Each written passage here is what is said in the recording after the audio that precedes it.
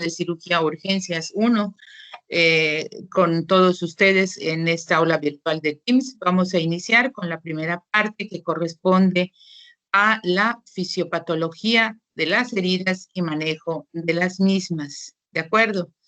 Entonces, nada más les voy a pedir de favor que si hubiera alguna pregunta, pues las vemos al final, o si hubiera alguna consideración durante la presentación, levanten la mano para ver esto. Muy bien. Cuando hablamos de las heridas o de una herida, cualquiera que ésta sea, esta es la solución de continuidad que se produce en un tejido o un órgano secundario a un trauma. Herida en la piel, herida de un órgano, herida de algún tejido u órgano, y por lo general secundarios a un traumatismo, cualquiera que sea la causa de este. Desde el punto de vista de las patologías que más frecuentemente se atienden y requieren el servicio por parte del área de urgencias de cualquier unidad médica, son las heridas, son las patologías más frecuentes en los servicios de urgencias. Se pueden clasificar de acuerdo a su gravedad, leves, moderadas o graves, y esa clasificación del grado de la herida, dependiendo del tipo de lesión, se clasifica en función de la profundidad de la herida. Es una herida superficial, es una herida profunda, es una herida amplia de acuerdo a su extensión, es una herida puntiforme, es una herida amplia, es una herida panfractuosa, dependiendo de su extensión. La localización también es muy importante, ponerle nombre y apellido a la localización de la herida. La herida, de acuerdo a su localización, pues va a depender de su localización, la gravedad. Y, por supuesto, la contaminación. Y esto tiene que ver con las medidas de prevención y, por supuesto, con la administración de medicamentos para evitar, prevenir o tratar una herida contaminada con algún medicamento para evitar una infección que vaya más allá y que ponga en peligro la vida del paciente. ¿Cuáles son los riesgos que acarrea una herida, cualquiera que ésta sea? Dependiendo de su localización, extensión, profundidad y contaminación, las heridas pueden acarrear estos dos riesgos que están ahí muy bien señalados. Uno es la hemorragia o el sangrado y, por supuesto, las infecciones.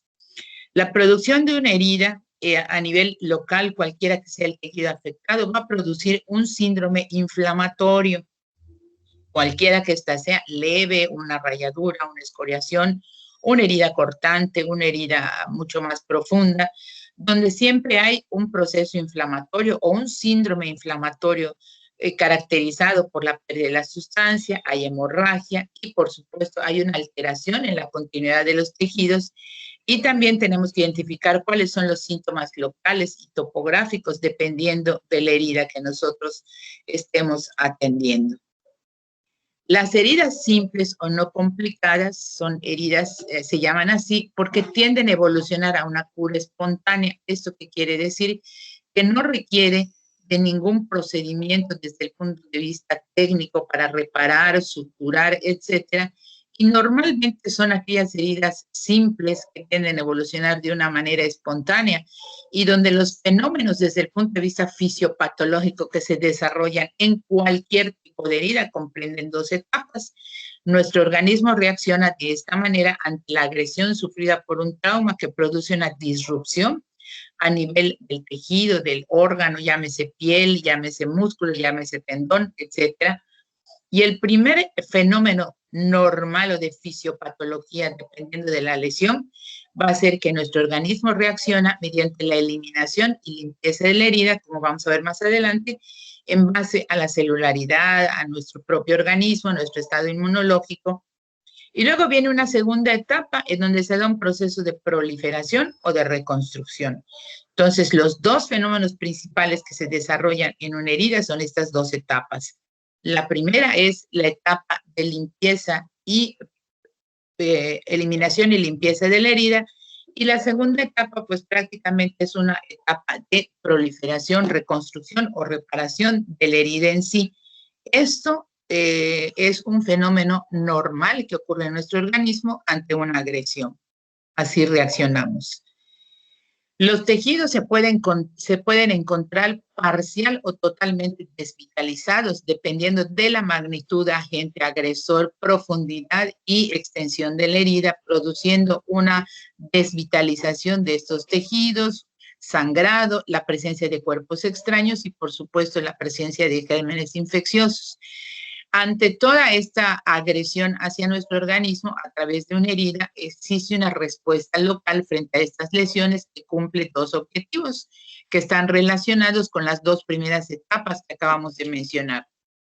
Nuestro organismo reacciona mediante la limpieza del foco traumático y acumulación de material necesario para la reparación.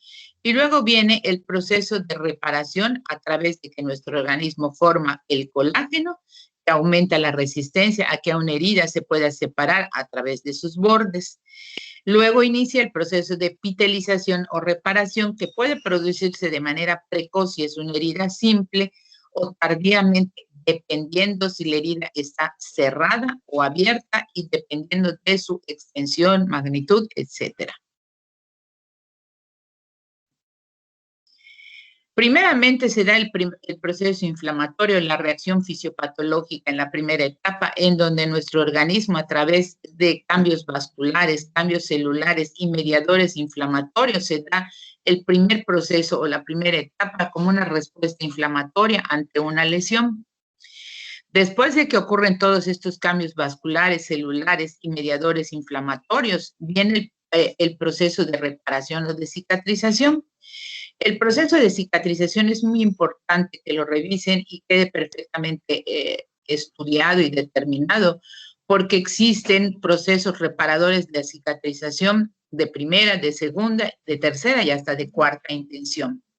Cuando decimos que el proceso de cicatrización de una herida es por primera intención, esta es la forma de cicatrización primaria que habitualmente se observa en aquellas heridas operatorias o incisiones quirúrgicas que se realizan en un procedimiento quirúrgico, en donde se van a reparar los tejidos de manera aséptica después de un procedimiento quirúrgico, con afrontación hasta llegar a la afrontación de los bordes de la piel, y se da un proceso de cicatrización primaria que habitualmente es el que observamos en las heridas quirúrgicas, y aquellas heridas lineales donde los bordes están muy bien definidos, podemos hacer una sutura de primera intención, y entonces este proceso se denomina cicatrización por primera intención.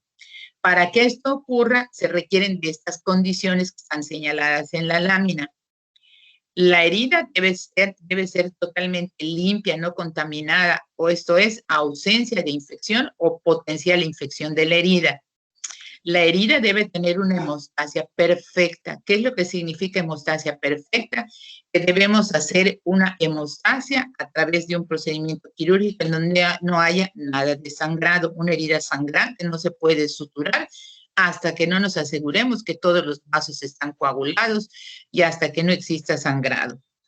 Debemos realizar un afrontamiento correcto de los bordes, esto es por planos, lineal, para poder lograr el proceso de cicatrización. Y cuando se realiza un procedimiento quirúrgico, el ajuste por planos anatómicos de la sutura de la herida, esto es, si hablamos de un procedimiento quirúrgico, si hacemos una incisión de la piel hacia la profundidad, la sutura por plano anatómico debe ser en el mismo orden. Tejidos profundos, tejidos intermedios y piel de manera correcta, para que pueda darse lo que nosotros denominamos en la cirugía como sutura por planos anatómicos. Si tenemos una herida superficial que únicamente requiere sutura, pues hacemos el plano anatómico de la piel. En el caso de que tengamos una herida un poco más profunda, tenemos que afrontar el tejido celular y cerrar la piel. Y las heridas más profundas, como en el caso de las cirugías, pues requieren, dependiendo del tipo de procedimiento, la reparación por planos anatómicos. Por ejemplo, en el caso de las cirugías abdominales, se sutura el peritoneo, se afronta la fascia, se afronta el tejido celular y finalmente se sutura la piel. No podemos dejar ningún plano anatómico sin sutura. Deben ser suturas por planos anatómicos para que se dé este proceso de cicatrización por primera intención.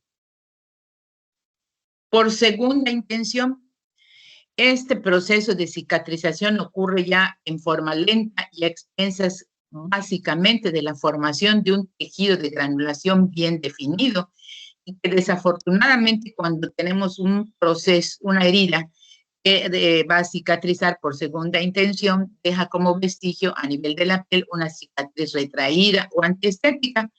¿Cuándo ocurre una cicatrización por segunda intención? Cuando tenemos pérdida de sustancia o pérdida de la piel, pérdida de tejidos, cuando por el aspecto y las características de la herida hay dificultad para afrontar los bordes de una herida de manera anatómica y correcta, o bien cuando existe un compromiso infeccioso de la herida, no podemos cerrar totalmente la herida y dejamos esa herida a base de curaciones para lograr una cicatrización por segunda intención, en donde la parte principal es que la segunda intención se da por la formación de un tejido de granulación.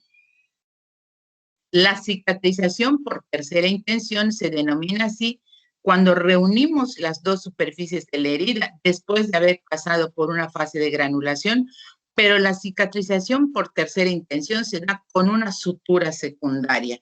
Esto es un paciente, por ejemplo, que fue sometido a un procedimiento quirúrgico en donde desafortunadamente ocurrió una infección. Tenemos que dejarla parcialmente abierta, que ocurra una granulación o que se forme un tejido de granulación y ausencia de infección. Entonces realizamos una sutura secundaria y a esta se le llama tercera intención. Y cuando tenemos una herida en donde no tenemos sustancia, no tenemos piel, no tenemos tejidos blandos que puedan cerrar totalmente esta herida, recurrimos a la aplicación de injertos cutáneos a cualquier nivel.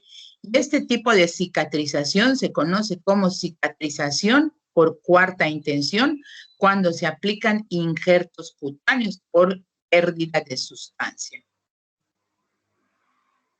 Haciendo nada más un paréntesis, el injerto de piel se coloca a nivel de una herida que ya pasó por un proceso infeccioso, por la formación de tejido de granulación, en donde ya no tenemos piel para poder suturar y aplicamos un injerto. Los injertos cutáneos se deben aplicar y colocar cuando estamos seguros que no hay ningún proceso infeccioso.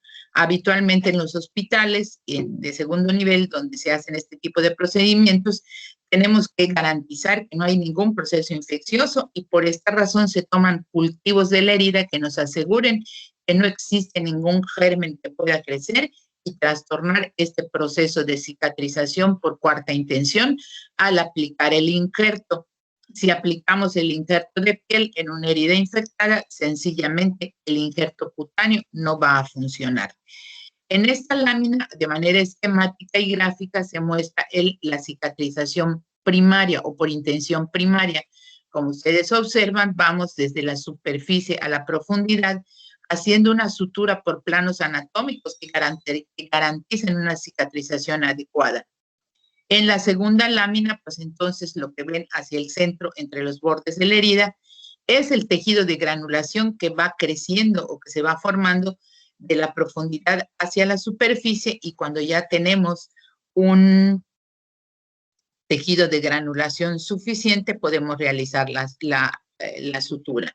Y la intención o cicatrización terciaria, bueno, pues es cuando realizamos también después del tejido de granulación, el cierre secundario. Entonces, la intención primaria o cicatrización primaria, heridas limpias, heridas quirúrgicas, sutura por planos anatómicos y cicatrización primaria.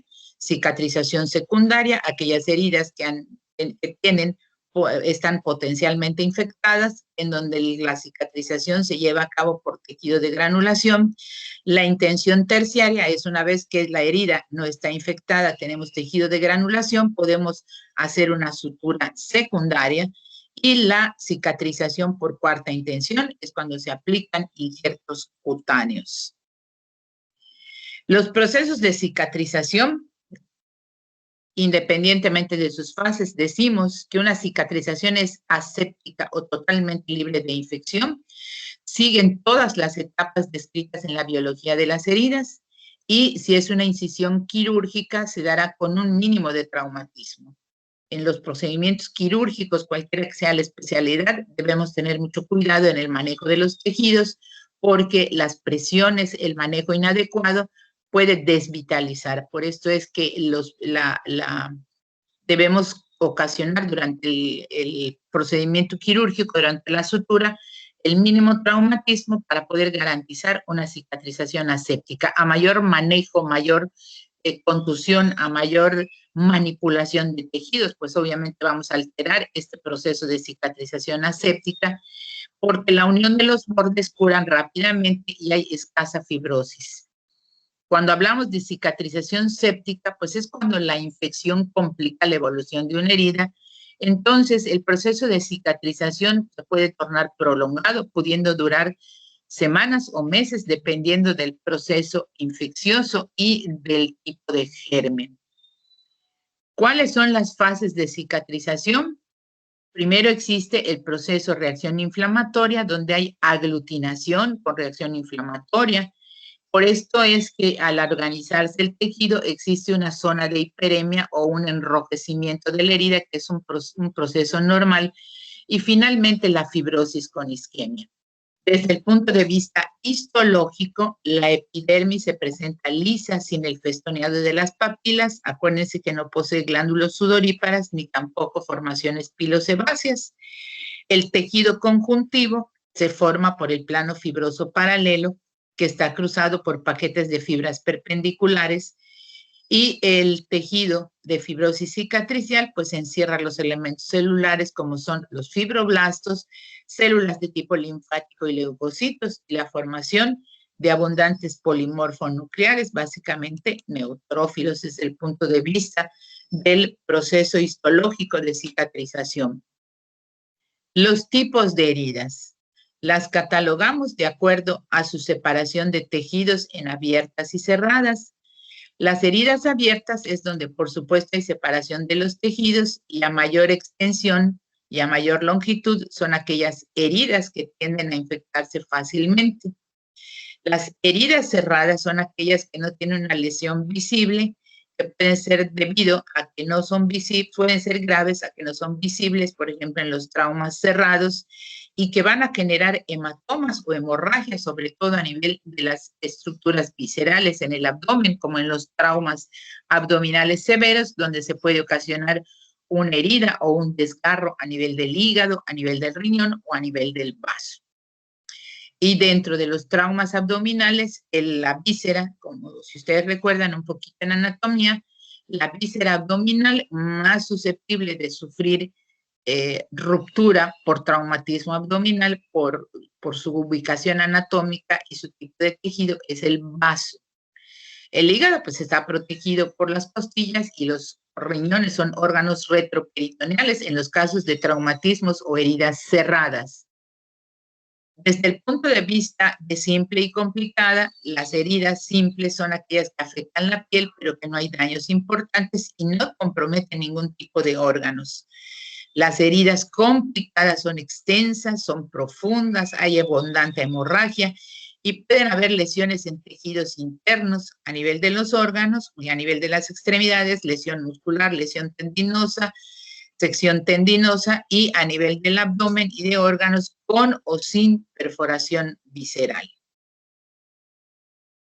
En esta lámina vemos algunos tipos de ejemplos de heridas. En la primera ven una herida superficial, pero con bordes anfactosos, donde en el fondo van a observar el tejido de granulación. Las heridas de la mano revisten particular importancia por la afectación que pueden tener no solo a los tejidos blandos, sino que recuerden el trayecto de los tendones a mayor profundidad. Lo que aparentemente es una herida lineal puede afectar y seccionar un tendón en la palma y en el dorso de la mano. En la imagen de abajo a su izquierda ven una herida contusa con la formación de quimosis a nivel del cuarto ortejo por un traumatismo a nivel del pie, y la herida de la mano, en el dedo índice de la imagen del lado derecho, pues hay una serie de combinaciones, hay hiperemia, hay equimosis, hay un desprendimiento parcial y es una herida grave que puede ocasionar la pérdida parcial o total del segmento del dedo índice. En el pulgar vemos una herida cortante, es una herida lineal, es una herida simple. La segunda imagen muestra una gran equimosis por una contusión. La tercera imagen, pues es una herida lineal, por lo general es una herida que pudo haber sido ocasionado por un objeto cortante, pero también pudo ser por un procedimiento quirúrgico, en donde ustedes ven cómo los bordes están perfectamente afrontados con una sutura perfectamente realizada, uniforme, que garantiza un proceso de cicatrización primaria y la coloración, la hiperemia alrededor de la herida es normal en los primeros días después de una sutura. Y la segunda, pues es una herida lineal, ¿verdad? Con una hiperemia y una reacción inflamatoria normal después de haber sufrido un traumatismo que produce una herida. De acuerdo a su mecanismo de producción, ya vimos cuáles son las heridas simples, las abiertas, cerradas, simples y complicadas, pero por el mecanismo de producción dividimos las heridas. Uno, heridas por contusión. Es la primera imagen donde vemos una zona equimótica, donde son lesiones traumáticas, en donde la piel, aunque la piel no esté abierta, o sea, una lesión visible con laceración de la piel, la contusión es una herida, es una herida por contusión. Es una lesión traumática, pero la piel conserva su integridad. Hay destrucción celular por debajo y clínicamente se manifiesta una contusión por dolor y equimosis en el sitio. Las heridas punzantes, cualquiera que sea el objeto puntiagudo que lo produzca, son heridas muy dolorosas, pero tienen la particularidad de que por el mecanismo de producción a través de un objeto puntiagudo, tienen sangrado escaso y un orificio de entrada poco notorio y por lo tanto son susceptibles de producirse una infección de manera muy fácil. Las heridas cortantes, como la imagen que ustedes ven, habitualmente los niños cuando comienzan a caminar, los objetos cortantes o puntiagudos, como son las mesas de cristal, pues producen este tipo de heridas. Son producidas, las heridas cortantes son producidas por objetos afilados. Habitualmente son heridas con bordes limpios y lineales que permiten una sutura adecuada. Las heridas de la cara tienen la particularidad de tener esta hemorragia moderada o abundante y que esto puede parecer muy aparatoso al inicio, pero eso garantiza, las heridas de la cara cicatrizan perfectamente por la gran circulación distribuida a través de la cara. El sangrado permite que haya una buena cicatrización. A menor sangrado, mientras una herida en el sitio donde ocurra no hay un gran sangrado después de realizar la curación de la herida, esa herida va a tardar un poco más en cicatrizar. Entonces, a nivel de la cara, son heridas que cicatrizan bien y rápido. Las heridas cortantes en otros segmentos del organismo pueden afectar, en particular en las extremidades, los músculos, los tendones y los nervios. Por ejemplo, si ustedes recuerdan, anatómicamente, los tendones extensores son prácticamente subcutáneos en el dorso de la mano y una herida cortante en el dorso de la mano puede producir la lesión de la piel, el tejido celular y cortar un tendón, el cual hay que reparar. Por eso dice ahí que una herida cortante puede afectar el músculo, el tendón y los nervios.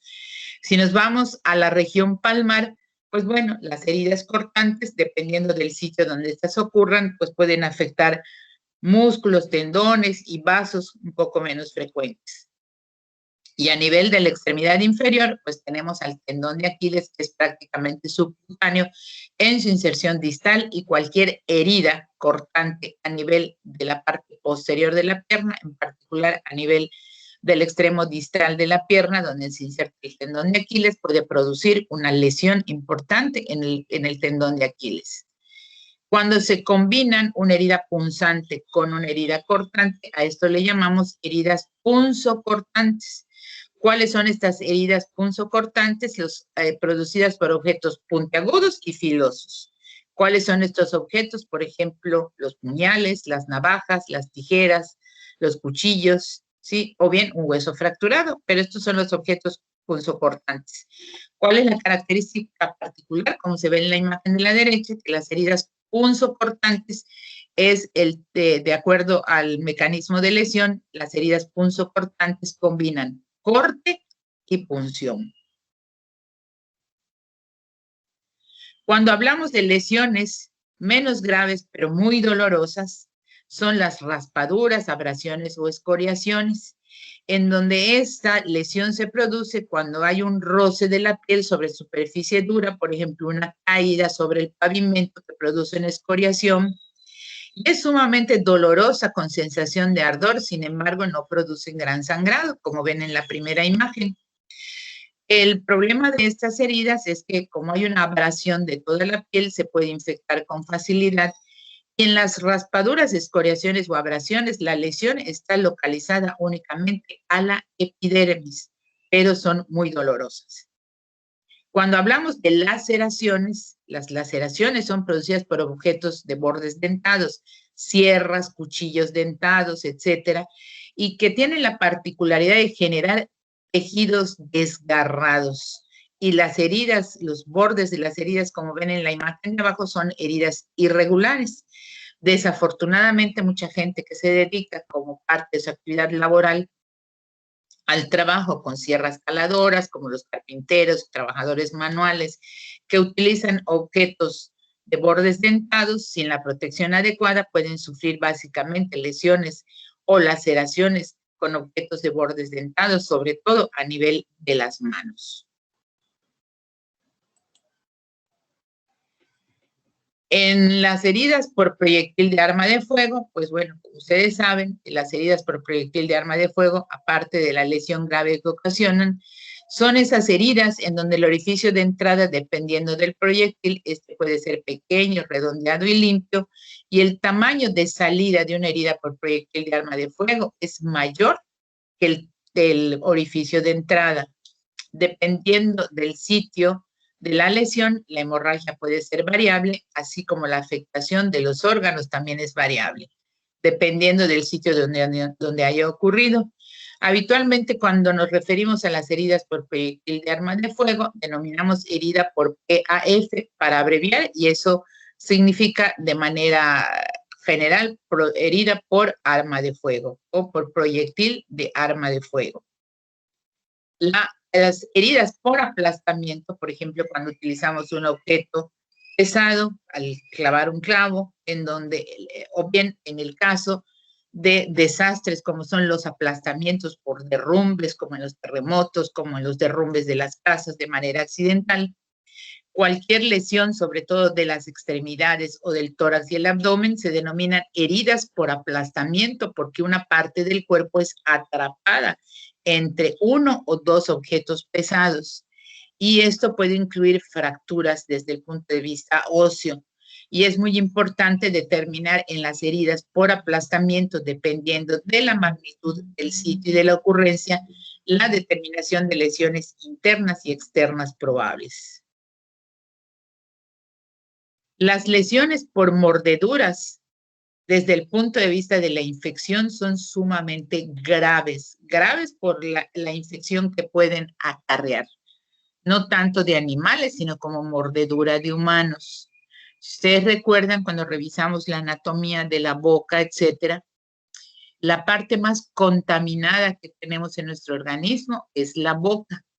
Entonces, las mordeduras son heridas contusas donde puede producirse una avulsión o una separación parcial o total de la piel y tejidos blandos. Y las heridas por mordeduras de hombre a hombre o de humano a humano o de animal a humano tienen la particularidad, sobre todo en el caso de humano a humano, que tienen una intensa contaminación, a diferencia de las heridas por animales, en donde sí hay una contaminación, hay que tratar y prevenir la infección, pero la mayor infección se observa cuando hay una mordedura, por ejemplo, a nivel de la mano, o de manera accidental o intencional, donde existe la mordedura de humano a humano. La infección casi siempre está presente por estafilococo y son infecciones graves que pueden llevar incluso hasta la infección más profunda y ocasionar osteomielitis de los huesos de la mano. Cuando hablamos de heridas por amputación, son aquellas lesiones en donde por el tipo de traumatismo existe la pérdida parcial o total de algún segmento o de una extremidad. Y entonces pueden haber heridas por amputación parcial de un dedo con un objeto, una laceración con un objeto dentado, con un objeto cortante, con con algún cuchillo, machete, sierra, o bien en dependiendo del tipo de lesión, esta amputación puede ser de un segmento, de un dedo, de una falange, y por lo general hablamos de amputaciones parciales o totales por la magnitud del traumatismo.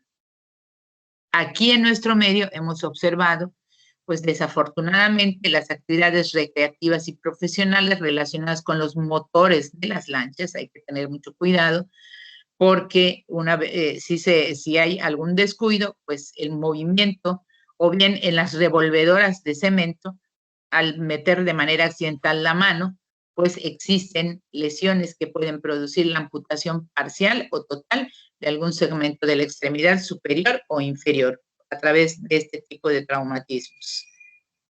Y entonces, en esta imagen, haciendo un resumen de lo que hablamos anteriormente, tenemos las abrasiones o escoriaciones, heridas incisivas o lineales, las laceraciones por objetos dentados, la herida punzocortante, que puede ser por un objeto puntiagudo, llámese punzón, llámese clavo, llámese tornillo, heridas abulsivas, donde la piel se levanta como un esfacelo de manera diagonal, y que son prácticamente que no se pueden suturar porque se llevan de manera diagonal la piel.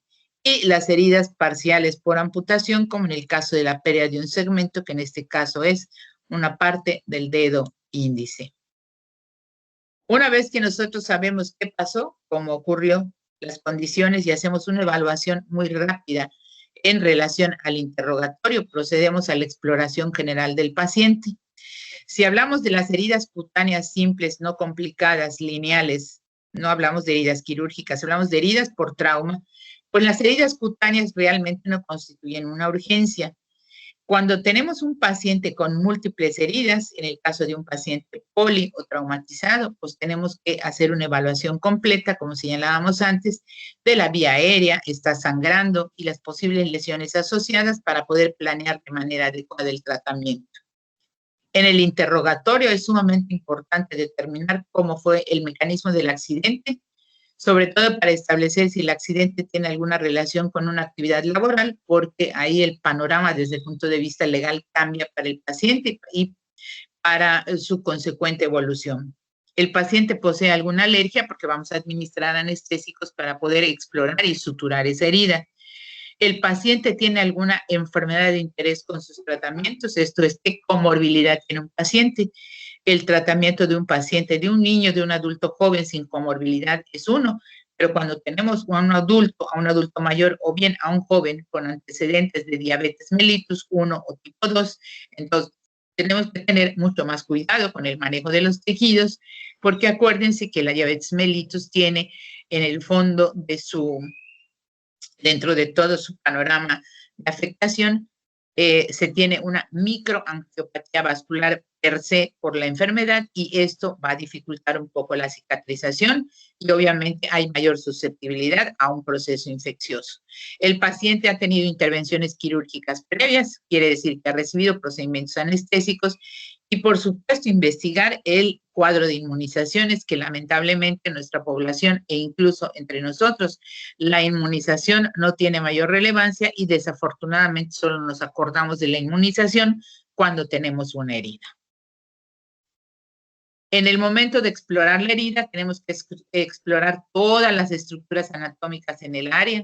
Muchas veces se requiere de hacer un procedimiento anestésico local para poder realizar la exploración sin causar dolor.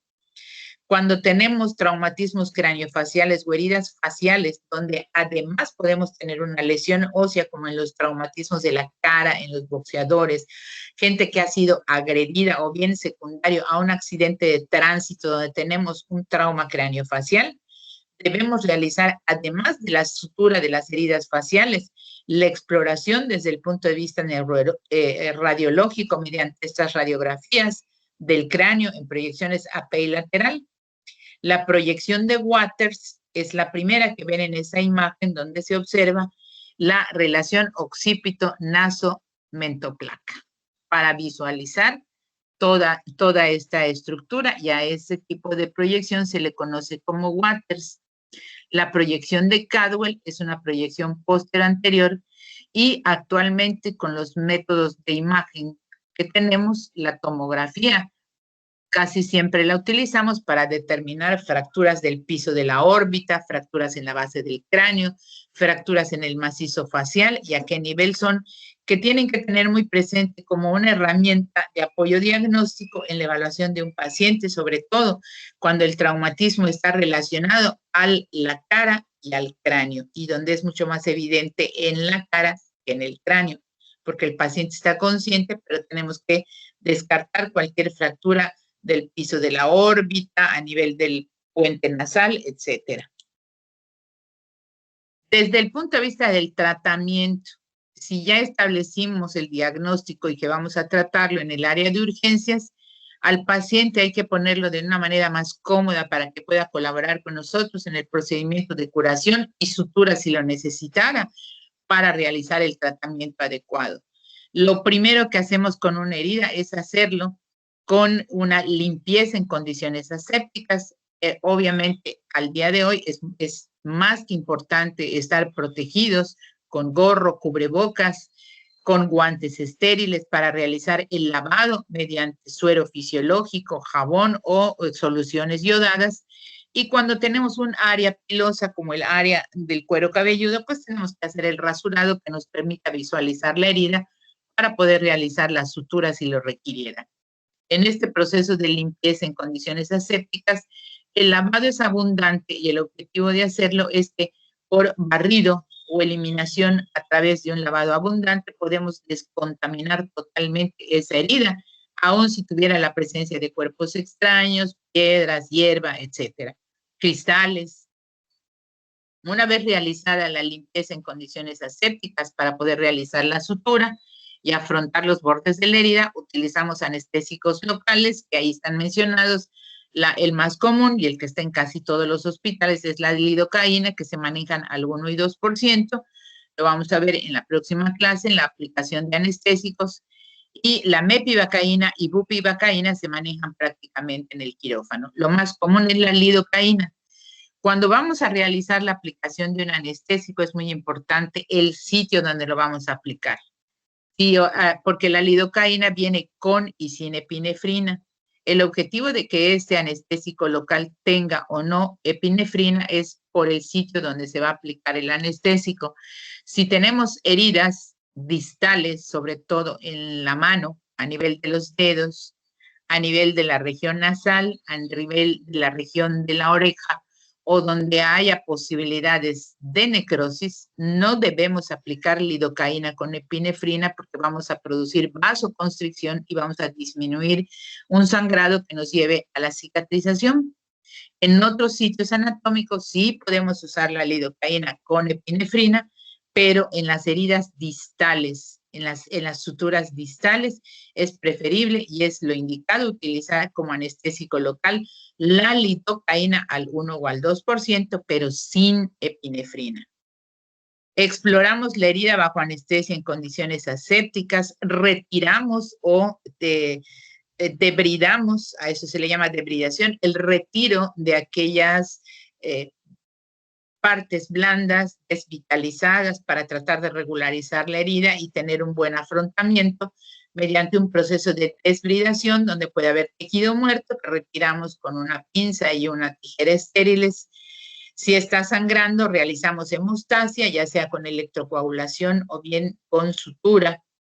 Y por último, realizamos la sutura de la herida por planos anatómicos. Esto es, si es una herida quirúrgica, bueno, se va a hacer la sutura por planos anatómicos, como les mostraba. Si solamente es el tejido celular y la piel, son 2 planos anatómicos. Y el hacer la sutura de manera adecuada, hay que evitar la tensión. Esto es, no podemos hacer una sutura con los nudos sumamente apretados porque vamos a ocasionar isquemia.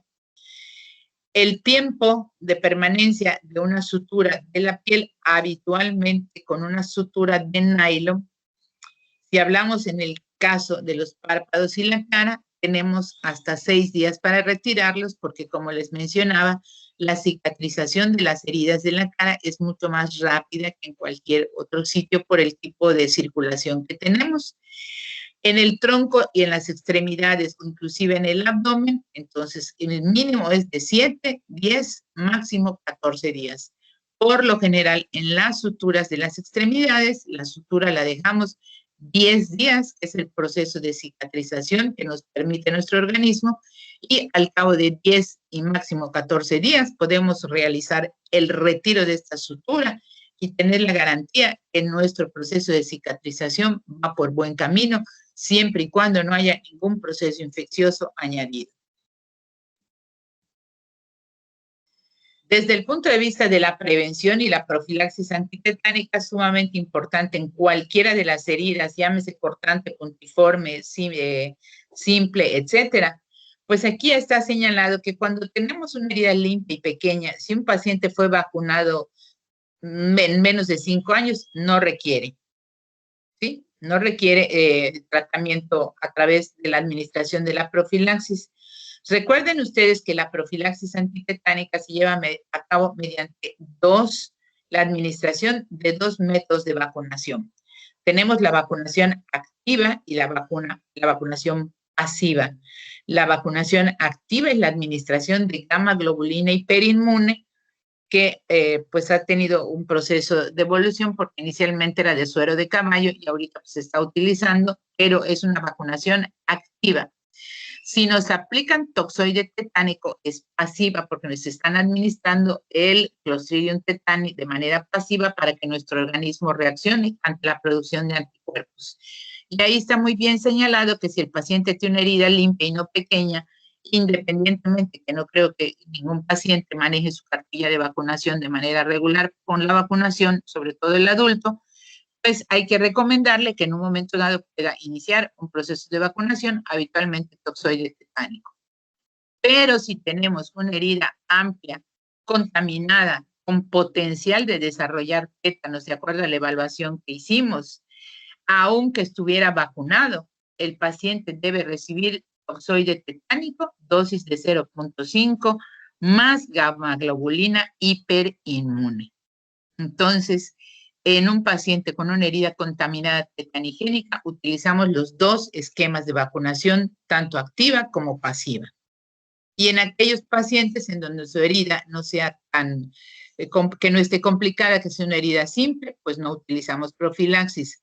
En las heridas quirúrgicas no utilizamos profilaxis antitetánica, porque no existe la posibilidad de una herida contaminada tetanigénica, ya que los procedimientos quirúrgicos se hacen en condiciones totalmente asépticas, a no ser que exista alguna indicación en particular, pero habitualmente no se utiliza y es por esto que como promotores de la salud debemos promover que todos los adultos recibamos nuestra dosis habitual de toxoide tetánico para crear nuestro propio esquema de prevención.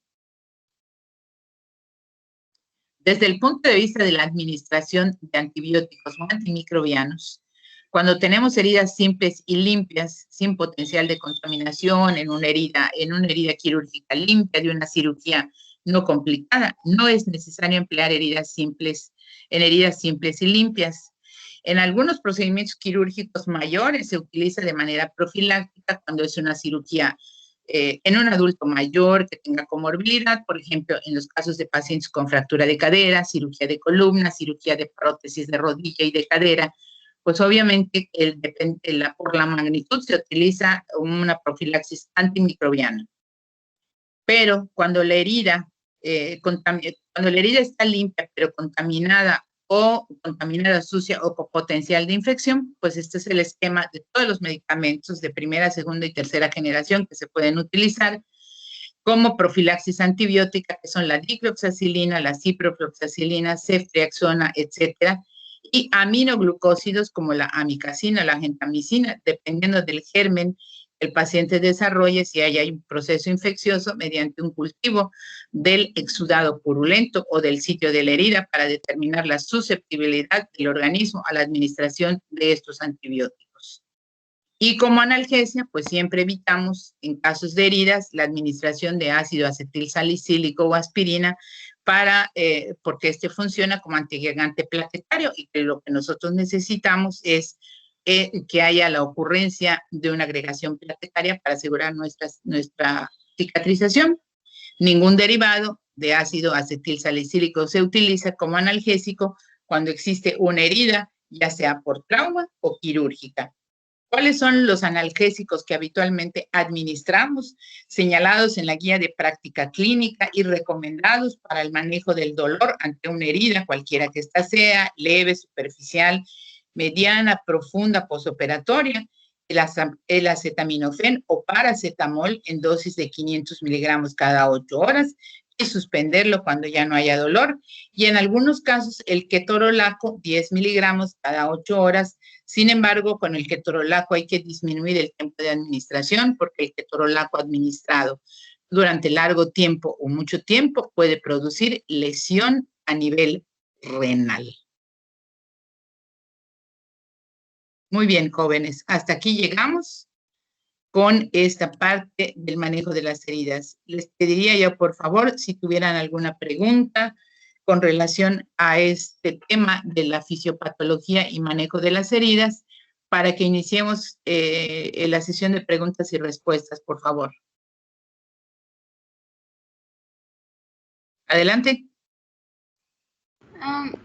Doctora, tengo una duda. Había leído que no era bueno usar agua oxigenada ni la iodopovidona para limpiar heridas, porque retardaban el proceso de cicatrización.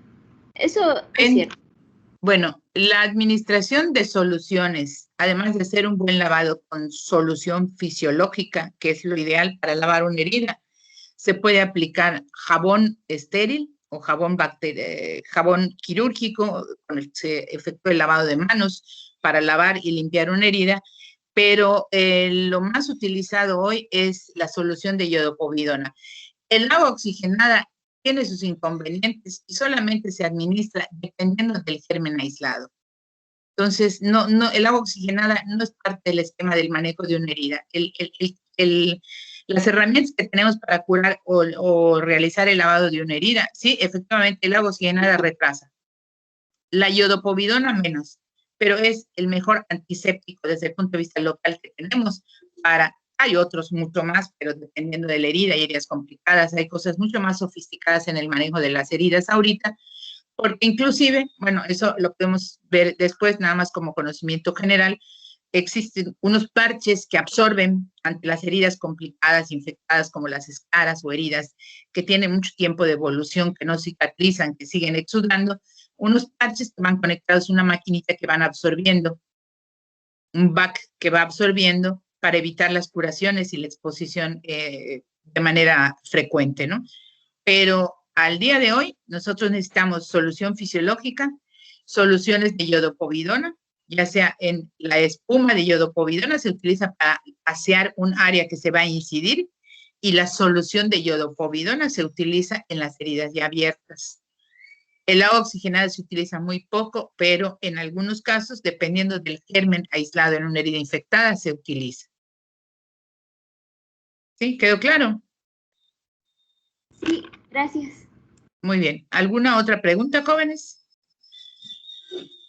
Con relación a las heridas, contusiones, diferencias entre contusión, escoriación, herida cortante, herida punzante, herida punzocortante, el proceso inflamatorio, cuál es la herida de primera intención, segunda, tercera y cuarta. Tienen que aprendérselo muy bien, por favor.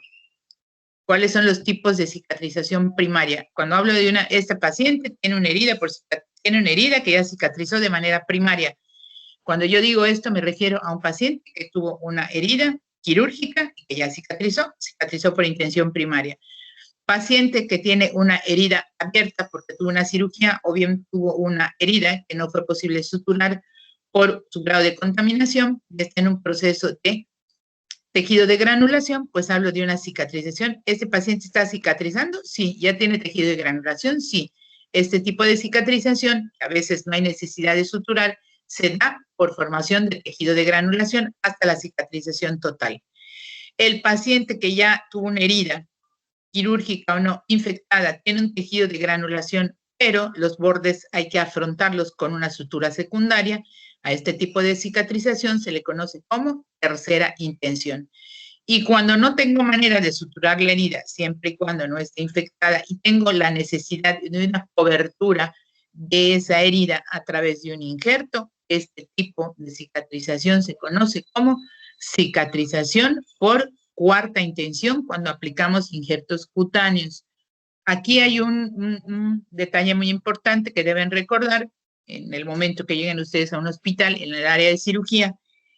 Aunque el paciente ya esté en condiciones físicas de injertarse, si el cultivo de su herida sale positivo para algún germen, nunca se va, digo, no se puede injertar. ¿Cuándo se va a poder injertar un paciente? Cuando el cultivo de esa herida nos dé negativo a cualquier germen para garantizar que el injerto se va a integrar. Si la herida tiene algún germen que esté contaminando, aunque apliquemos el injerto se pierde, se bota, se pierde. No se integra el injerto al sitio que quiero cubrir. ¿Alguna pregunta más? ¿No? Alejandro, adelante.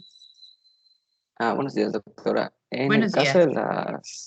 de los injertos, ¿se puede poner algún otro tipo de injerto que no sea de piel humana necesariamente? Por ejemplo, algún tipo de injerto animal. Es que una vez escuché en el hospital que le iban a poner a una paciente injerto de, creo que era piel de cerdo, pero no recuerdo exactamente si era eso u otra cosa, pero sí me entró la duda.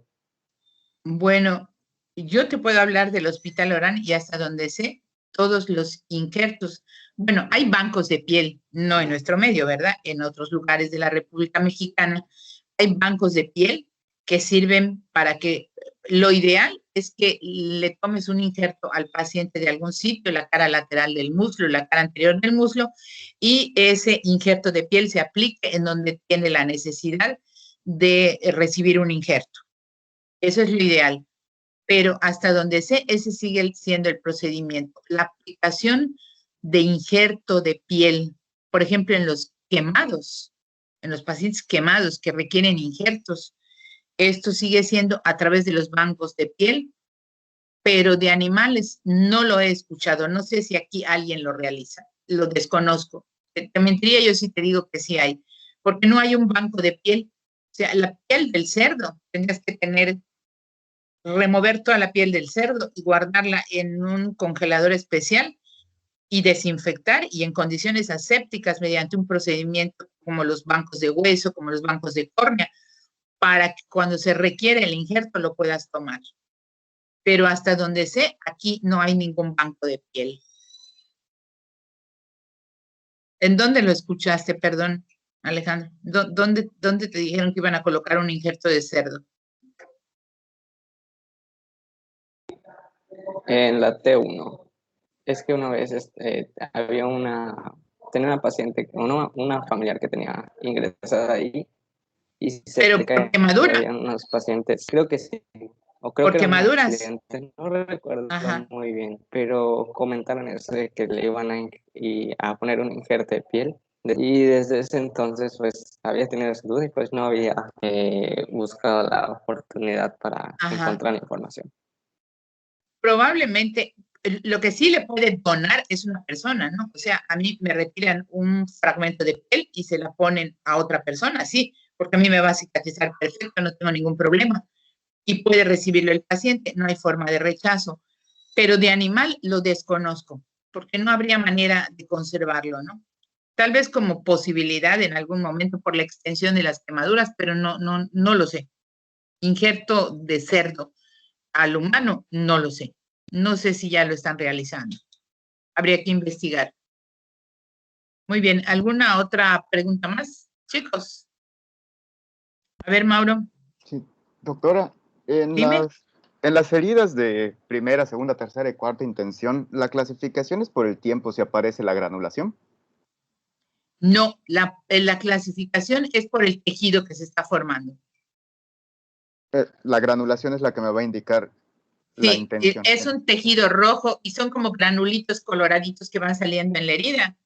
Entonces, Acuérdate que en la primera no hay mayor problema. En las heridas por segunda intención ya no hay infección y se está formando el tejido de granulación de lo profundo a la superficialidad, a la superficialidad.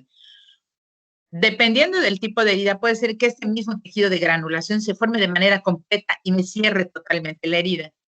Entonces yo digo que este paciente cicatrizó por segunda intención por formación de tejido de granulación.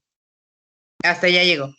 Ahora, el paciente tiene un tejido de granulación, pero no cicatrizó totalmente y yo puedo afrontar los bordes. Tejido de granulación más sutura secundaria es una cicatrización terciaria. Esa es otra duda que tengo, doctora. Ajá. Bueno, a ver, hace dime. muchos años a mi perrito lo mordieron y tenía una herida pues bastante profunda y ya tenía, lo que usted nos comenta, tenía como un líquido blanquecino, rojizo, es la granulación. Y el veterinario nos dijo que no la podía cerrar, que porque ya había pasado mucho tiempo. Pero pues digo, no sé si sea lo mismo. Pero... dependiendo de la elasticidad del tejido de la piel, cuando pasa mucho tiempo, la piel se retrae. Por eso es tan importante prevenir la infección. Heridas que tardan, ¿por qué hay heridas que tardan en cerrar o hay heridas que no es muy difícil que cicatricen? Dependiendo del sitio anatómico y de la vascularidad que este sitio tenga. En el caso de las extremidades inferiores en particular, en la parte distal de la pierna, acuérdense que la tibia recibe muy poca circulación arterial a este nivel y tenemos la cara interna de la tibia subcutánea y es muy pobre la circulación arterial. Entonces, cualquier herida ahí tarda en cicatrizar. Si tenemos un paciente diabético, tarda en cicatrizar, pero no porque se infecte, sino por su propia condición de que hay una microangiopatía que no nos permite que la vascularidad ayude a la cicatrización. Y cuando pasa mucho tiempo de una herida abierta, la piel desafortunadamente se retrae y a veces a veces se ocasiona más daño intentando cerrar que dejándola abierta y permitir que el organismo, aunque tarde, cierre por segunda o tercera intención. Entonces, tal vez eso pudo haber pasado y no la podían cerrar porque la piel ya estaba sumamente retraída y para afrontar los bordes daba mucho trabajo. Creo, en ese caso, ¿no? Gracias, doctor. Sí, muy bien, Mauro. A ver, ¿alguien más? ¿Alguna pregunta más para sí, pasar doctora, a la... Sí, adelante. Tenía una duda con respecto al microdacin. No sé si lo conoce, creo que es hipoclorito de... Sí, también es un antiséptico tópico. Sí. Así como la iodopovidona. Pues actualmente está de moda el microdacin, que es el hipoclorito de sodio, como antisépticos. Son antisépticos locales. Solamente se utilizan para, si yo voy a hacer por ejemplo, te lo voy a poner como ejemplo. No tengo herida. Tengo un paciente que le voy a hacer, por ejemplo, en mi caso, le voy a hacer una infiltración en la rodilla. Obviamente la superficie de la piel la tengo que desinfectar, ya sea con jabón, solución, alcohol, hipoclorito de sodio, iodopovidona, pero tengo que realizar un proceso de desinfección para poder introducir una aguja con algún medicamento al interior de la articulación de la rodilla. Entonces lo tengo que hacer en condiciones totalmente asépticas. ¿Eso qué quiere decir? Lo hago con cubrebocas, con unos guantes, el medicamento está estéril, la aguja está estéril y por supuesto el sitio de entrada tiene que estar totalmente desinfectado. Actualmente, si no dispones de la iodopovidona, pues bueno, el microdacin funciona muy bien también dentro del rango de las soluciones antisépticas que se manejan el día de hoy. Eso es en un procedimiento cerrado, en donde yo voy a hacer esto. Voy a retirar un pequeño lipoma a cualquier nivel, pues tengo que hacer la desinfección y el hipoclorito de sodio también se puede manejar como un desinfectante, un antiséptico tópico, pero solamente limpia la piel. Ahora ya tengo una herida abierta y quiero lavarla, limpiarla, porque es un proceso infeccioso que necesita curación, es como las escaras de los viejitos por hiperpresión cuando están mucho tiempo acostados y no se movilizan. Cuando tengo una herida que no ha cicatrizado por un proceso infeccioso, pues le puedo administrar o iodopovidona o microdacin, que es el hipoclorito de sodio, como antiséptico tópico. Hasta allá llega. No sirve para esterilizar, sirve para desinfectar. ¿Sí quedó claro? Sí, doctora, muchas gracias. Sí, muy bien. O sea, es una herramienta más dentro del grupo de los antisépticos tópicos, así se llaman, antisépticos. ¿Cuáles son los antisépticos? El alcohol, el jabón antibacterial, el jabón líquido para cirugía, la iodopovidona en forma de solución o de espuma, el hipoclorito de sodio, y hay otras sustancias que se manejan y otras soluciones antisépticas que se manejan de manera mucho más específica en los quirófanos con una alta concentración, pero están destinadas exclusivamente a los quirófanos. Entonces, esto no sé si ya vieron técnica quirúrgica o lo van a ver. ¿Perdón? Lo vamos a ver. En la clase de técnica quirúrgica teórica, ahí revisan la administración de antisépticos como parte de la teoría de técnica quirúrgica. Ahí está, ahí está. De hecho, manejan otro tipo de soluciones y ahí les van a dar la información. Muy bien. Si no hay ninguna otra pregunta más, les voy a pedir de favor que... A ver, Edith. Carolina, a ver, sí. Cuéntame. ¿Cuál es tu duda? ¿Qué pasaría si la retirada de puntos es más del tiempo recomendado, ya sea porque el paciente no acude?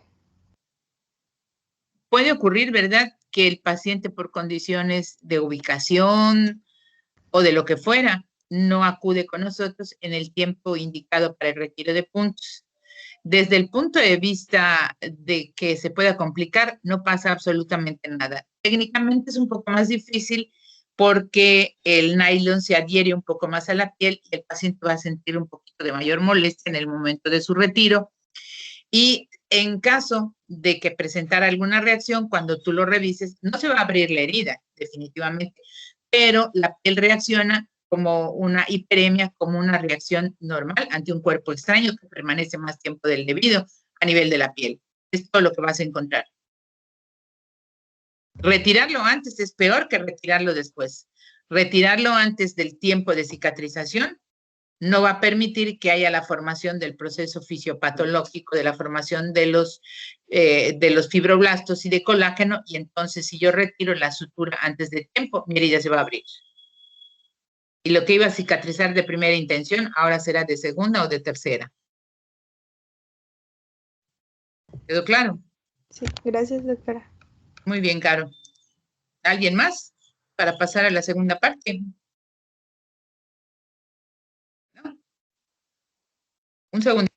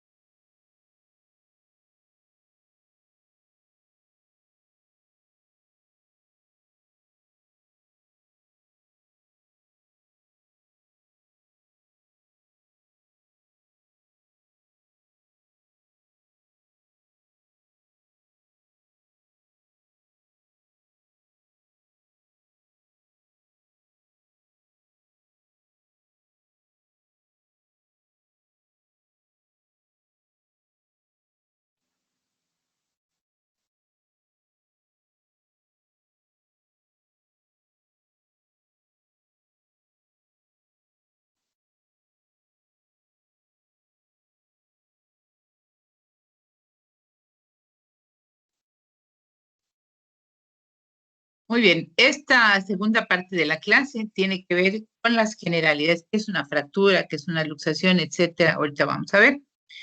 Entonces, hablando de las fracturas y luxaciones, es por la terminología para que podamos hablar con propiedad de todo lo que vamos a ver mucho más adelante, que son las lesiones de las extremidades en relación a esto.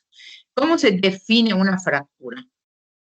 El término de fisura no es un término completamente aceptado, porque una vez que el hueso sufre una ruptura en su continuidad, ya hablamos de una fractura completa e incompleta de la placa de crecimiento de la superficie articular, pero desde que existe una solución de continuidad en un hueso, completa o incompleta, es una fractura. Habitualmente en la terminología común o en la gente en general se refiere a, tuvo una fisurita. No, no hay fisuritas, estrictamente no hay fisuras. ¿Hay o no hay fractura? Y la fractura es la ruptura estructural en la continuidad de un hueso, la solución de continuidad en un hueso. Después de que esto ocurre, independientemente del sitio donde ocurra, inevitablemente los tejidos blandos circundantes alrededor de una estructura ósea que ha sufrido una fractura se va a lesionar, en mayor o en menor medida. En los casos de pacientes productos de un accidente es importante, en casos en donde haya lesión a nivel del cerebral, a nivel de la médula espinal, de vísceras, arterias o nervios periféricos, correlacionándolo con el paciente politraumatizado. Desde el punto de vista de la estructura ósea, los huesos no son totalmente rígidos, ya que tienen cierta flexibilidad. Los huesos no es un tejido totalmente rígido. Para repasar un poquito con relación a anatomía, acuérdense que tenemos dos tipos de hueso, hueso cortical y hueso esponjoso, y en el cráneo, pues la lámina externa, lámina interna, y el tejido esponjoso se llama diploe. Pero en los huesos de las extremidades superior e inferior tenemos básicamente, y la columna vertebral, hueso cortical y hueso esponjoso o reticular. ¿Cuál es el hueso cortical? El que cubre el hueso reticular. La particularidad del hueso cortical o corticales interna y externa de las diáfisis de los huesos largos están anatómicamente e histológicamente relacionados con que soportan mejor la compresión y fuerzas de cizallamiento. La mayoría de las fracturas, que estos son mecanismos de lesión, se producen por fuerzas de tensión, flexión, torsión o tracción. Y existen fuerzas de flexión angulatoria que producen fallo en el lado convexo, en el caso de la curva, en el lado convexo de la curva de un hueso. Por ejemplo, acuérdense que la cara anterior del fémur es totalmente curva. Y este fallo puede producir una fractura, por lo general con este tipo de trazo, transversal u oblicua. Entonces, en esta imagen les señalo la fractura. Aquí vemos en una imagen radiológica donde se observa la cadera, la zona trocantérica, la diáfisis del fémur y una fractura del tercio medio con un trazo transverso. En el otro se observa una fractura, ¿sí?, oblicua de tibia y peroné. Cuando hablamos de fracturas en tallo verde, estas se refieren única y exclusivamente a los niños. No hay fracturas en tallo verde en el adulto. Se llaman así porque solamente existe una fractura de una de las dos corticales. ¿A qué le llamamos corticales?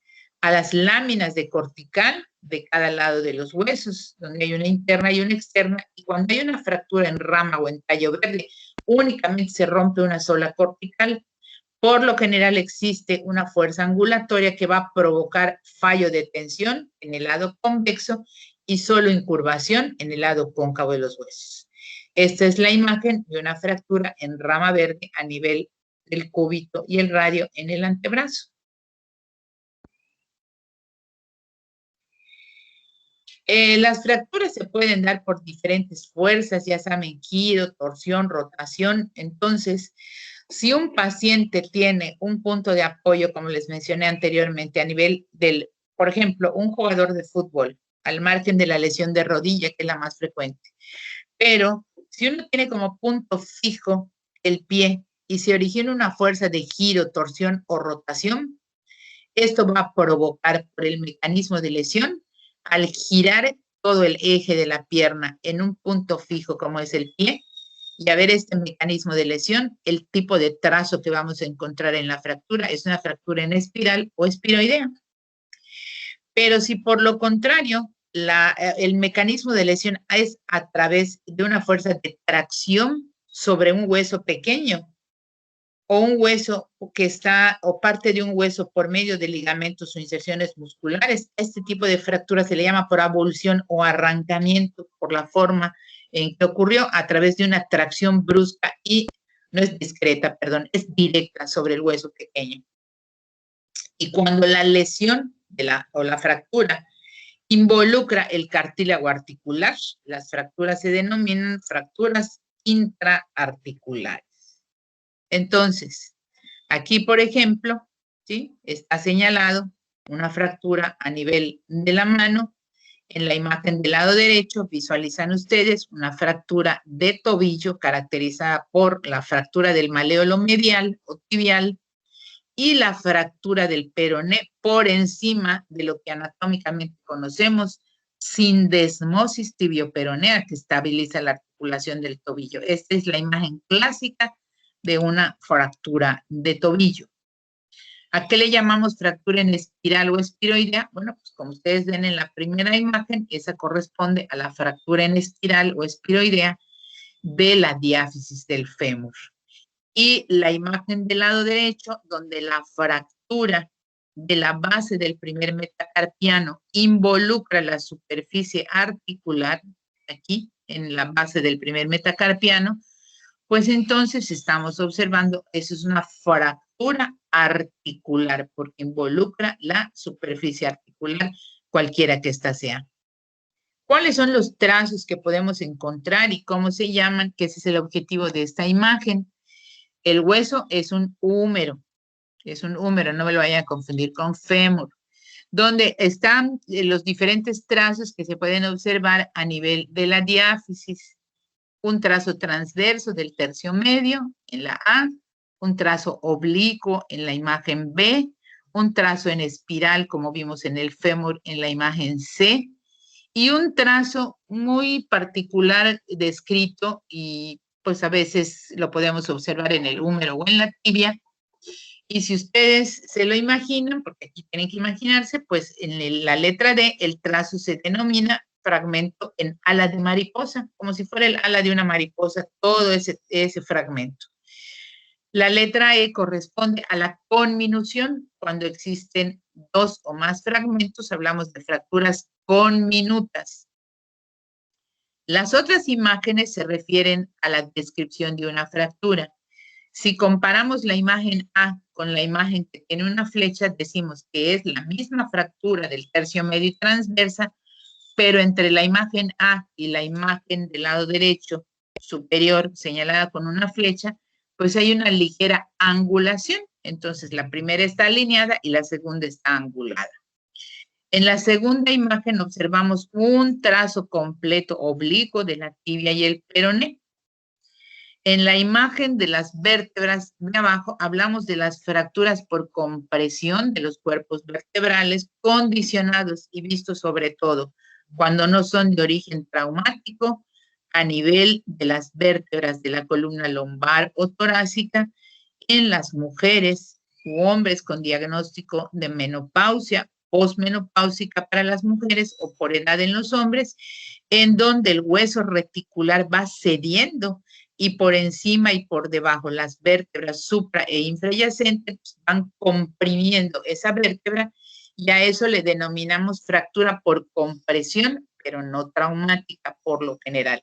En los adultos jóvenes o productos de grandes traumatismos a nivel de la columna vertebral, pues sí puede haber, pero de origen traumático.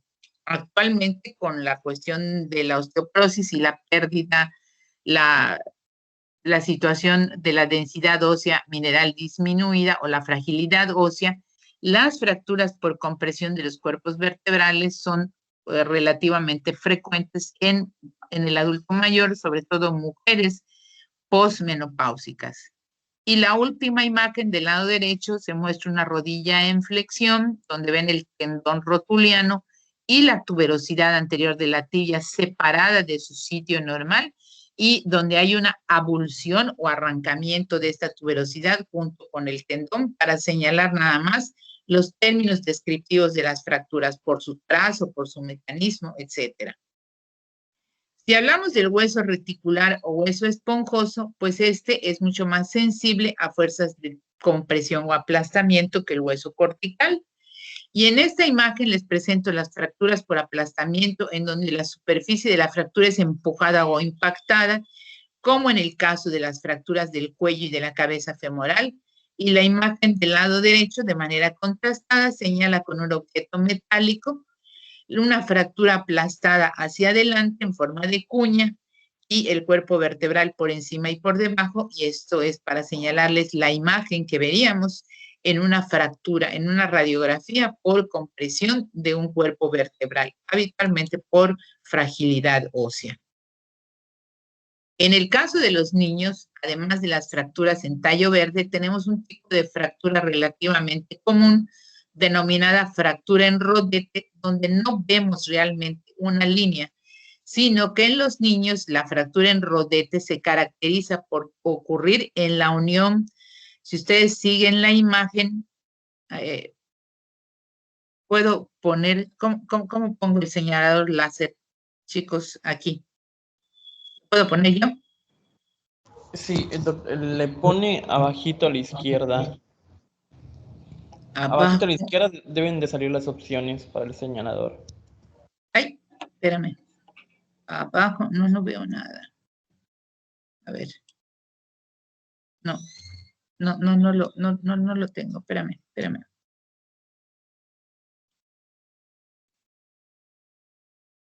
Abajo, a mi izquierda, Aarón. Solo tengo la cámara, el micrófono, pero no es que estoy en pantalla completa. Creo que tengo que salirme, ¿verdad? De pantalla completa. No, ahí mismo en las diapositivas desplaza el mouse o la flecha del mouse hacia la esquina inferior izquierda. Y ahí debe salir 4 opciones, o creo que son 5. Y una de ellas es el puntero. Madre, tengo que practicarlo. No me sale, chavos. Permítame, un segundito. Ajá. Y si aprieta el clic izquierdo, ¿tiene mouse o está en su lap? Sí, tengo mouse en la lap. Ya apreté el lado izquierdo. El lado izquierdo y deben de salir las opciones. Ahí dice para el puntero. Tomar el control. No me aparece. No me aparece. Lo voy a practicar, si no, no vamos a terminar hoy. Perdón, discúlpeme. Quise hacer con el puntero, pero no, creo que tengo que revisarlo. Entonces, continuando con las fracturas en rodete exclusivamente en los niños, en la unión de la metáfisis y la diáfisis, en esta imagen, si están en pantalla completa, observan una imagen en anteroposterior a la derecha y lateral de la articulación de la muñeca y la mano en un niño. Si ustedes ven con detenimiento la radiografía del lado izquierdo de su pantalla y siguiendo el borde cortical del radio, van a ver cómo hay como una depresión y luego como si fuera un deslizamiento, baja y vuelve a subir. Y eso se llama rodete, es una fractura en rodete, que ocurre en la unión de la metáfisis y la diáfisis. Y lo que ocurre es que en el momento del traumatismo, la cortical se pliega por una compresión y hay un engrosamiento anular similar a un rodete que no lo vemos por completo en la imagen derecha. Si realizamos la visualización de las radiografías, que yo siempre les recomiendo que hay que hacer un barrido visual de arriba hacia abajo, de adelante, de derecha a izquierda y de izquierda a derecha, así se visualizan las imágenes radiológicas, cualquiera que éstas sean, para identificar todo lo que ahí se ve. En la imagen del lado izquierdo observamos el rodete, el cartílago de crecimiento del radio, algunos de los huesos del carpo no totalmente osificados y algunos de los huesos metacarpianos. Si nos vamos a la imagen del lado derecho, esa es una proyección lateral donde observamos el engrosamiento anular a nivel del radio por una fractura en rodete.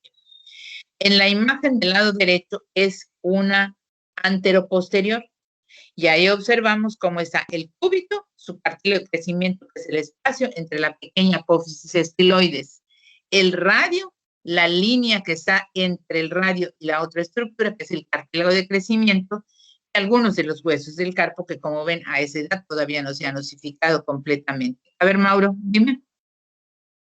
Doctora, ¿es más o menos como la fractura de Coles? ¿La fractura de quién? Perdón, no te escuché. La de Coles.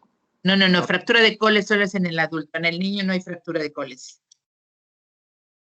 Hay un segmento que vemos exclusivamente de la fractura de Coles. No, nosotros vemos Coles en el adulto nada más, única y exclusivamente.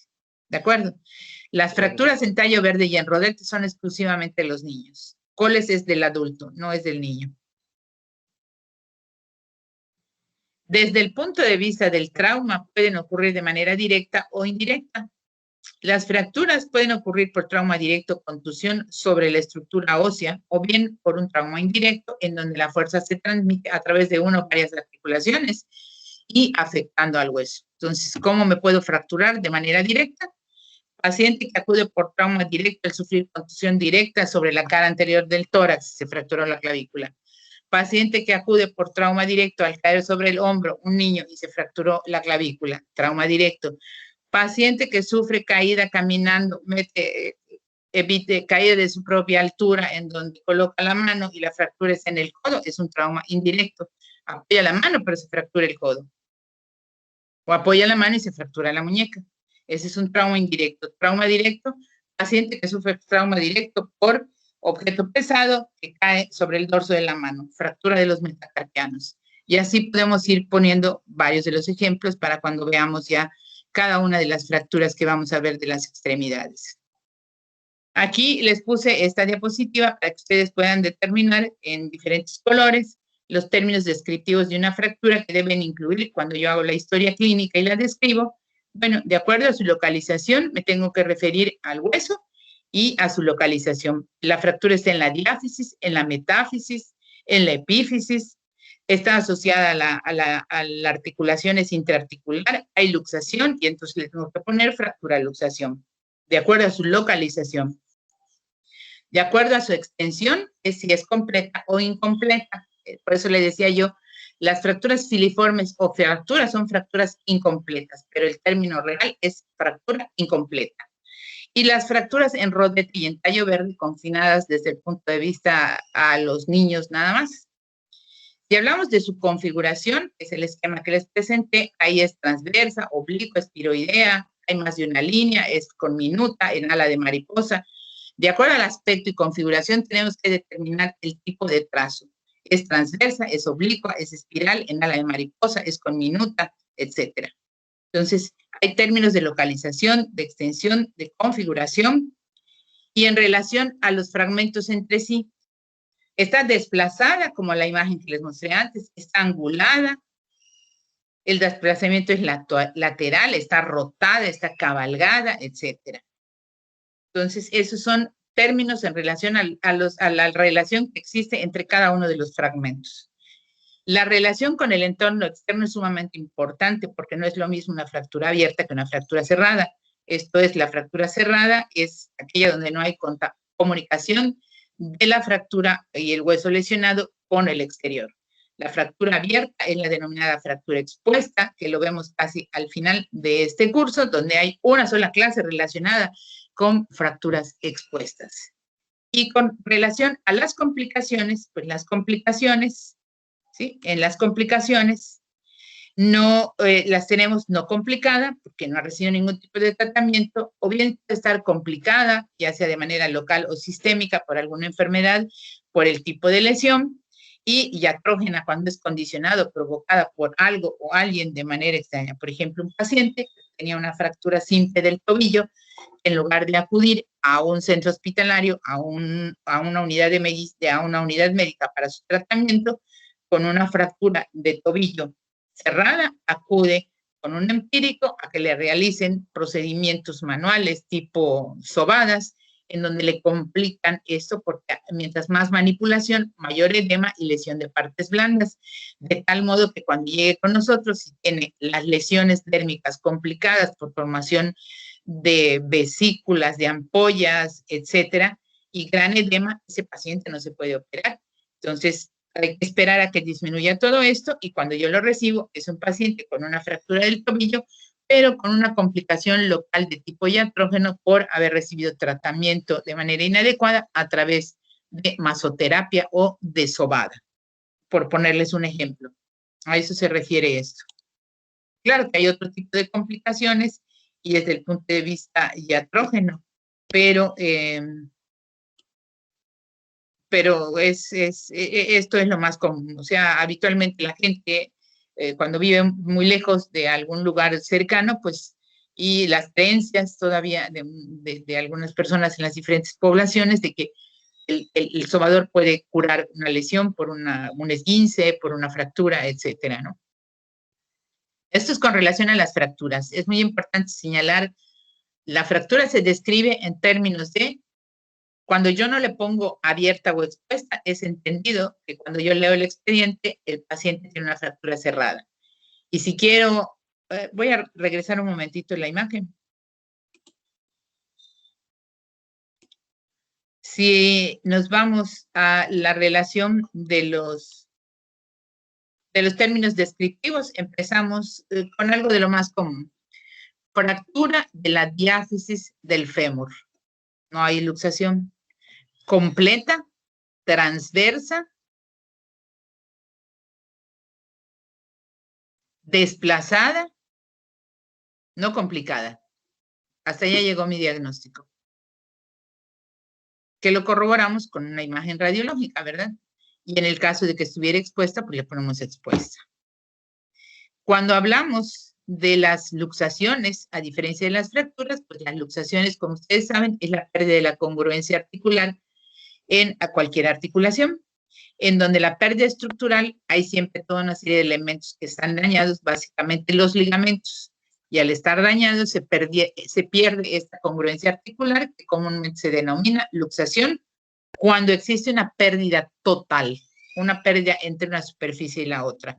Sin embargo, existen luxaciones parciales en donde hay una pérdida parcial de la congruencia articular y a esta se le conoce como subluxación, que puede darse, por ejemplo, en el tobillo. Si hablamos de la estabilidad, bueno, la estabilidad articular se da por contornos recíprocos, la articulación tiene que tener íntegras sus cápsulas, sus ligamentos y aquellos músculos que la mueven desde el punto de vista de su función. Desde el punto de vista de inestabilidad articular, porque la inestabilidad no solo puede ser de origen traumático, pues hay muchas personas que te dicen, por ejemplo, inestabilidad articular oculta cuando solamente se aprecia cuando la articulación es forzada. La luxación es cuando la articulación pierde por completo su contacto y la subluxación cuando hay una pérdida parcial. Igual que las fracturas, la lesión articular obviamente puede ser cerrada o abierta, ya sea que el mecanismo sea de adentro o desde afuera. Dentro de las luxaciones más susceptibles para sufrir luxación traumática, estas son, aquí están señaladas, bueno, en las imágenes radiológicas para que se vayan familiarizando.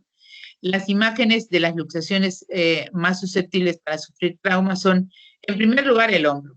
Acuérdense que anatómicamente el hombro está sujeto solamente por inserciones tendinosas y ligamentarias, que la cavidad glenoidea es poco profunda, que aumenta su profundidad con el rodete, pero sin embargo, la cabeza humeral sigue siendo un poco más grande que la cavidad glenoidea de la escápula, y por su gran rango de movimiento y tipo de articulación que es, la articulación que sufre luxación traumática más comúnmente es la del hombro. En segundo lugar está la articulación del codo, en la imagen de abajo a su izquierda, donde es francamente visible la pérdida articular en la articulación del codo en una visión lateral. La siguiente imagen, abajo en el centro, está la luxación traumática de la cadera, que reviste gravedad desde el punto de vista de la repercusión y lesiones posteriores que puede presentar un paciente de manera inmediata o mediata cuando se luxa la cadera de manera traumática. Una luxación muy aparatosa, pero muy fácil de reducir, son las luxaciones interfalángicas, como se observa ahí, y la subluxación se representa en la imagen del lado derecho, donde hay una fractura de la tibia y el peroné, y en la imagen lateral ustedes pueden identificar cómo hay una pérdida parcial de la congruencia de la articulación talocrural, de la articulación tibia astragalina, en donde hay una pérdida el 50% de la congruencia entre la cara articular de la tibia y el astrágalo. Esa sería una fractura con subluxación tibio-astragalina. Desde el punto de vista del tratamiento, aquí voy a señalar, aunque las vemos cada una en particular, algunas luxaciones son consideradas como urgencia absoluta, o sea que deben recibir un tratamiento inmediato para evitar complicaciones. En primer lugar tenemos la cadera. La cadera, porque como ustedes recuerdan, la cadera se nutre a través de las dos arterias circunflejas que vienen de la femoral profunda, que corren en la línea intertrocantérica y que están dentro de la cápsula articular. Si la cadera se sale de su lugar, hay una tensión del complejo vascular que puede poner en peligro la irrigación arterial del cuello y la cadera y tener como consecuencia una necrosis avascular de la cabeza femoral. A mayor tiempo de reducción, mayor posibilidad de lesión vascular que puede desarrollar de manera inmediata o tardía en ese paciente, porque por lo general son pacientes jóvenes, una necrosis avascular de la cabeza femoral. En el adulto mayor no se luxa, se fractura la cadera. En segundo lugar, la imagen que tienen al centro, que es la imagen de una luxación traumática de la rodilla, casi siempre relacionada con las actividades deportivas, y ahí es de urgencia absoluta por las complicaciones vasculares relacionadas con la arteria poplítea. Y en la mano, pues bueno, pues porque la mano es fundamental para nuestras actividades, como todo nuestro organismo, pero que se pueden reducir de manera inmediata, sin necesidad de procedimientos anestésicos. Las urgencias, el hombro, perdón, también está considerado como una urgencia absoluta en ese orden: cadera, rodilla, hombro y mano. La urgencia relativa es aquella que puede esperar un cierto tiempo a que nosotros podamos realizar la manipulación, porque las posibilidades de complicación son mucho menos en estas. La cadera por el problema vascular, la rodilla por el problema vascular, en la cadera también, porque acuérdense que cuando se desplaza hacia atrás en la escotadura ciática pasa el nervio ciático y una luxación traumática de la cadera puede dejar una parálisis del nervio ciático. La rodilla por la complicación vascular de la única arteria que tenemos ahí, que es la poplítea. El hombro porque es sumamente doloroso, debemos reducirlo. Y la mano, pues bueno, por lo aparatoso que se ve, pero es mucho más sencillo reducirla. ¿Cuál es la urgencia relativa? La urgencia relativa es la reducción del tobillo y del codo.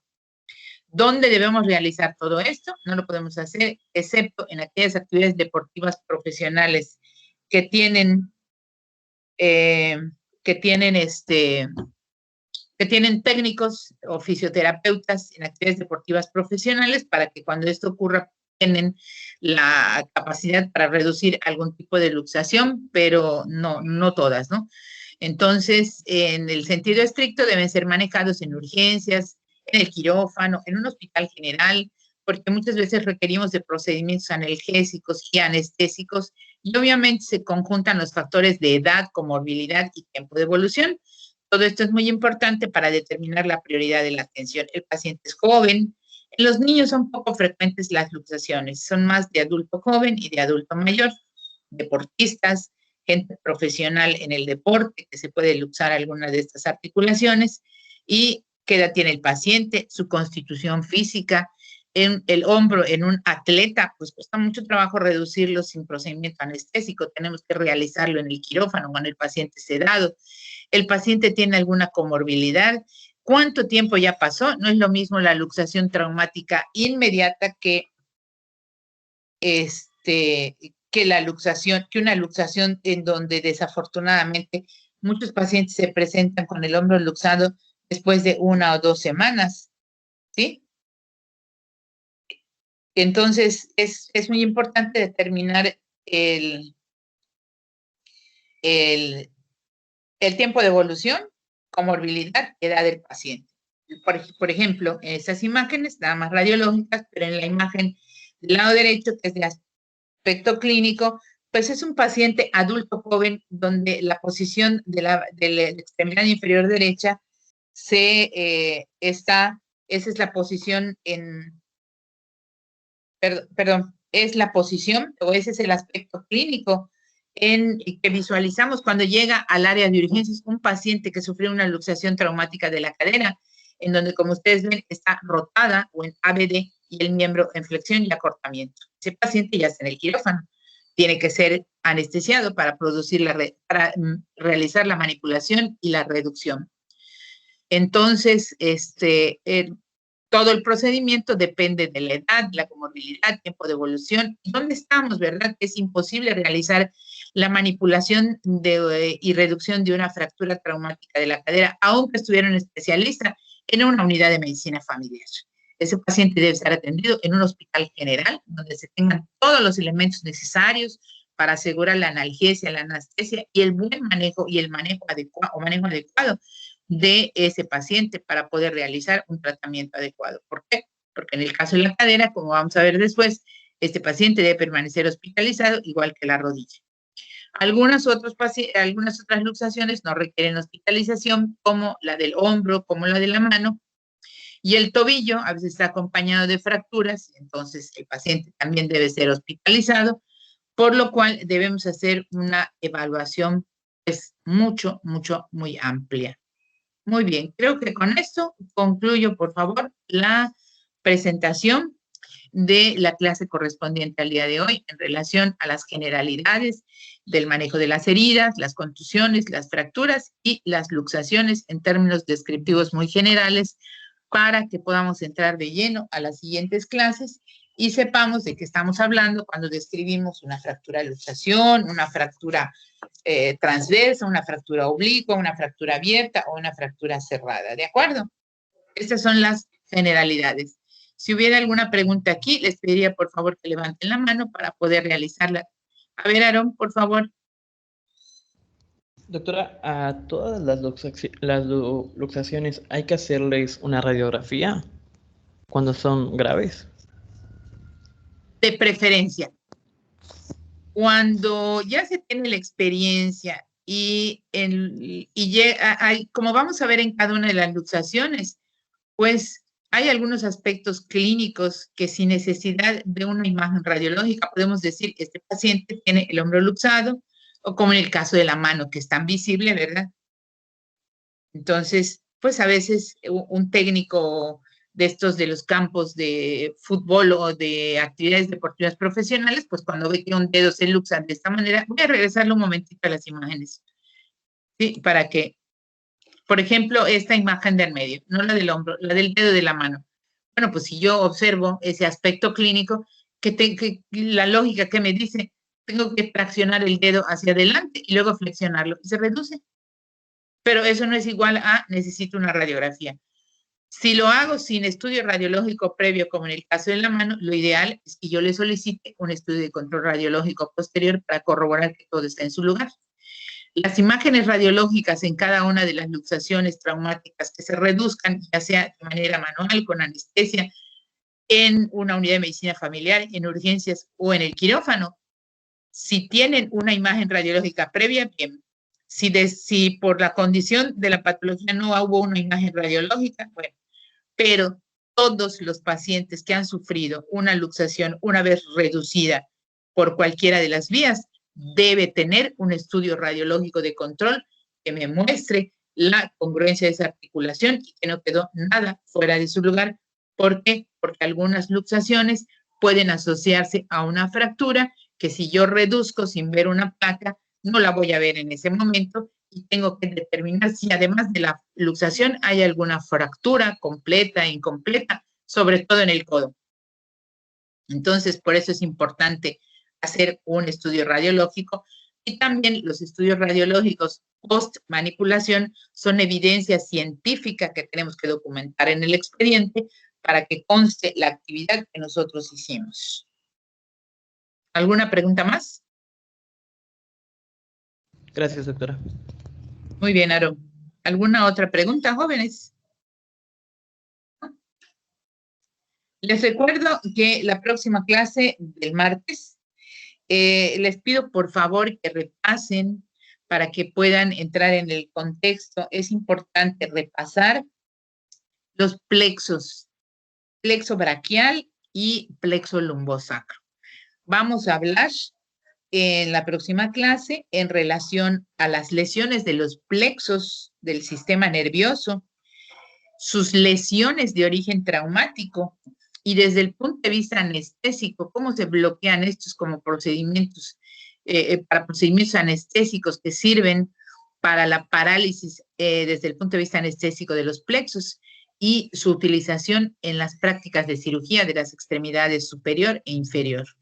Entonces, por eso es importante que revisen ustedes y repasen un poquito acerca de la anatomía normal o la anatomía, la anatomía normal del plexo braquial y del plexo lumbar o lumbosacro, como está señalado en algunos textos de anatomía, para que puedan familiarizarse primero con la normalidad, en la anormalidad, que es lo que ocurre con las ramas, no tanto su origen y su formación, sino cuáles son los nervios que derivan del plexo braquial, cuáles son los nervios que derivan del plexo lumbar y aquellos músculos satélites que nos servían como puntos de referencia para identificar el origen de las ramas del plexo braquial supra e infraclaviculares relacionadas sobre todo con los músculos escalenos y a nivel del cuello y sus ramas colaterales y terminales para poder hablar de los bloqueos de los plexos cuando realizamos un procedimiento quirúrgico y los anestesiólogos se encargan